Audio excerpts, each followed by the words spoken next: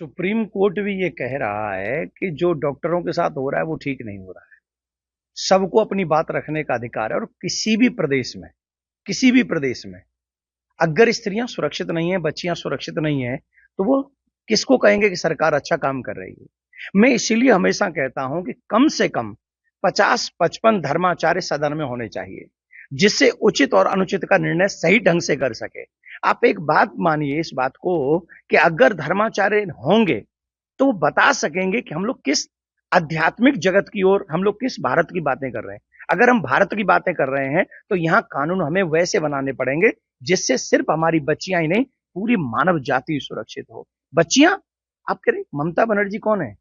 एक स्त्री है, एक देवी है, एक स्त्री शरीर में है। और स्त्री शरीर में होते हुए क्या उन्हें नहीं पता कि जब भी इस बच्ची के साथ में, किसी भी बच्ची के साथ में ऐसी भयावह है घटना घटती है तो उसके साथ क्या करना चाहिए, उसके साथ व्यवहार क्या होना चाहिए? क्या उन्हें नहीं पता? और अगर वो ऐसो नहीं संभाल सकती है तो मैं सीधे सीधे कहता हूं, जिन लोगों को ये लगता है कि हम अपने प्रदेश को संभालने में और ऐसी घटनाएं घटने से रोकने में असमर्थ हैं, तो उन लोगों को अपना इस्तीफा दे देना चाहिए। और इसमें राज्यपाल को भी और राष्ट्रपति साहब को भी सोचना चाहिए कि हम अपनी बच्चियों को कैसे सुरक्षित कर सकते हैं। पढ़ी लिखी जगह है ना, हॉस्पिटल, अगर वहीं डॉक्टर सुरक्षित नहीं है तो आम जनता का वहां क्या होगा? बंगाल में और सनातनियों का क्या हो रहा है? क्या बांग्लादेश से हम लोग अभी शिक्षा नहीं ले रहे हैं? अगर बांग्लादेश से अभी शिक्षा नहीं ले रहे हैं तो हमको पछताना पड़ेगा। फिर एक बार देश की जनता को मैं कह रहा हूं, फिर एक बार मैं सभी जितने भी शासक हैं उनसे कह रहा हूं, कम से कम 50-55 धर्माचार्यों को सदन में आने दीजिए और उनको लाकर सही मायने में कैसे चारित्रिक उत्थान व्यक्ति का होगा, उसके बाद देश का विकास होगा, सही मायने में उसी को विकास कहा जाएगा। महाराज जी, विपक्ष जो है कह रहा है कि मुद्दे को कि वो हवा दी जा रही है।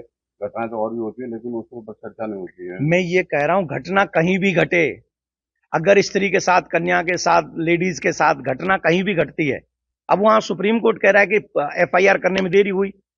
क्यों होती है एफआईआर लिखने में देरी? किस लिए होती है? और क्यों कहा जा रहा था, मैंने तो अभी आके सुना है, मैं कनाडा में था, कनाडा में एक बच्ची ने मुझसे कहा कि आप यहां प्रवचन कर रहे हो, आपके देश में क्या हो रहा है? आपके देश में उस बच्ची को क्या जवाब दूं? जब ऐसी घटनाएं घटती है ना तो वो प्रदेश नहीं पूछती, वो मुख्यमंत्री नहीं पूछती, वो पूछती है कि भारत में ऐसा क्यों हो रहा है।